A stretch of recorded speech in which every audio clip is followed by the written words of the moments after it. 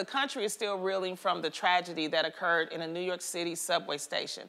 Multiple people were injured after a gunman opened fire during the morning commute. Our affiliate Fox 5 New York shared this footage of the scary moments after the attack. And while the details and motives in this case are still developing, New York Mayor Eric Adams vows to get to the bottom of what happened and how this happened. He also blames the surge in gun violence, which has seen a 27% increase since 2020, according to the New York Times. The suspect has been arrested.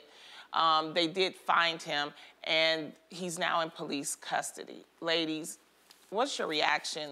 It's being reported that at least 29 people were injured. Thank goodness nobody died. Right. But there was cell phone footage, and it's being reported that they found the suspect wandering around, and it was because people started taking pictures and posting it that the police were able to see him. That's the part that I think is so amazing, that I am thankful for the power of social media and quick spread news, is that this man was wandering around allegedly at St. Mark's Place, which is a very public hangout spot. Yep. But I picture this man's like you wake up today and you just go out in the public and you just wander, and I just wonder what is going on in his mind. But you know, I kind of feel like, unfortunately, I don't think nowadays people are waking up and they just decide. I think, you know, we have had, I consider it 2 years of being on punishment. You know, it's like, you know, we teach our kids time out, go stand in the corner. And then when they're teenagers, it's you're grounded. You can't have this, you can't have that. It's punishment. Jail, it's punishment. It's a shutdown.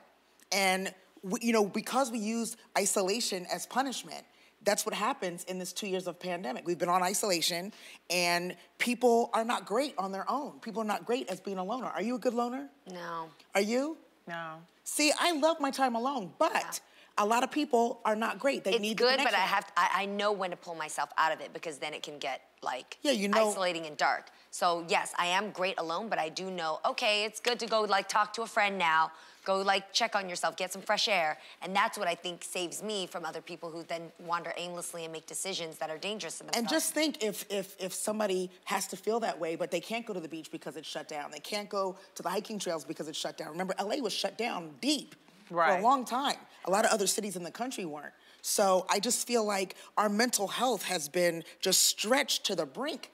Well, it does appear that there are mental issues. This suspect is named Frank James. There was a $50,000 reward out for him.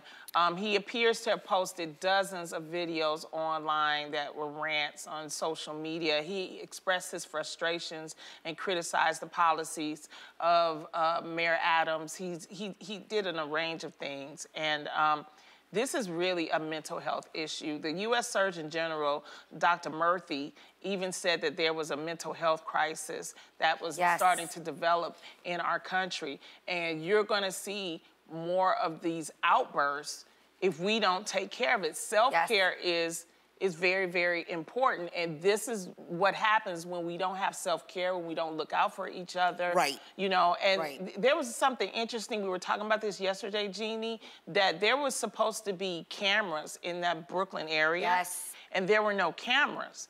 Why? Or reportedly not working. Reportedly not working. Not working. Yeah. Because if you notice, all you've seen is cell phone footage. Yes. But usually there are cameras in the area. Reportedly, they weren't working. So that also led to us, you know, for them not being able to find him as quickly because he dispersed with everybody else.